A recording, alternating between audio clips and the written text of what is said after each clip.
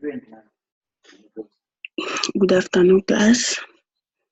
Today we are going to see about a topic of Nelson Mandela in bringing the independence in South Africa.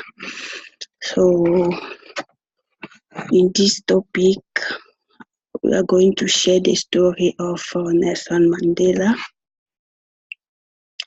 Mandela was born in July 1918 in the village of Mvezo in the rural Transkei area of South Africa. His father, Henry, hailed from the royal family of Tembo, clan of the Xhosa people, and served as an advisor to the Tembo chief, Jointa Daliembo. Mandela was one of his 12 children born to Nosekuni, the third of 4 wives. He was christened William, meaning troublemaker, and enjoyed a traditional African childhood, herding cattle, learning stick fighting with other boys, and undergoing in circumcision ceremony. The first in his family to receive a formal education, Mandela completed his primary study at a local missionary school. There, a teacher dubbed him Nelson as part of a common practice of giving African students English names. He went on to attend the Clearbury Boarding Institute and Headhorn, a Methodist secondary school, where he excelled in boxing and track as well as academic. In 1939, Mandela entered the elite University of Fourth Era, the only Western-style higher learning institute for South African blacks, and at that time.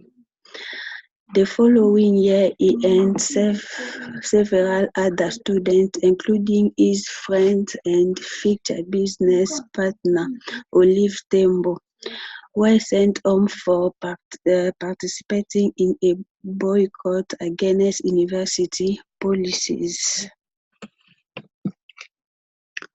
Such notable events as the Black Labor Union Tract of 1973 and Soweto Youth Uprising in 1976 gave the movement a sense of urgency. Unfortunately, over the course of his time in prison, they believed that independence could only be achieved by Free Mandela had taken root in the freedom movement, and so it was that instead of people fighting for the independence of South Africa, the effort shifted to seeking independence of one man, much to the pleasure of the ruling monarchy would imagine. In the end, when the ruling what thought it was and advantageous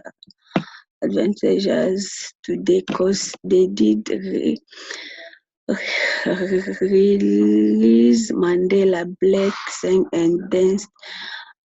Meanwhile, the ruling class was strengthening their grip on the system, making an independent South Africa unviable without their goodwill.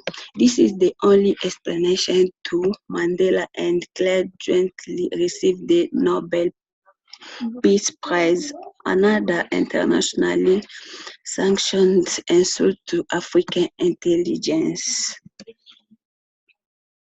Mandela chose peace over real change, momentary peace over positive and sustainable peace. His fear of violence meant he held back those willing and able to finish the long walk to freedom by taking back Africa land.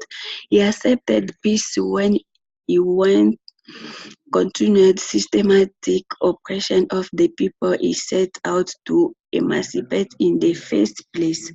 The higher rate of violence down south a symptom of pent-up anger. It is said leaders of revolution rarely make great leaders. I'm tempted to agree. Maybe it was the duty of Mandela to sit South Africans on their journey out of captivity, but maybe not his responsibility to actually get them to the promised land.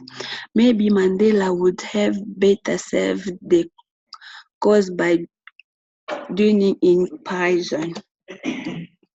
Conclusion. His fear of violence means he held back those willing and able to finish the long walk to freedom by taking back African land.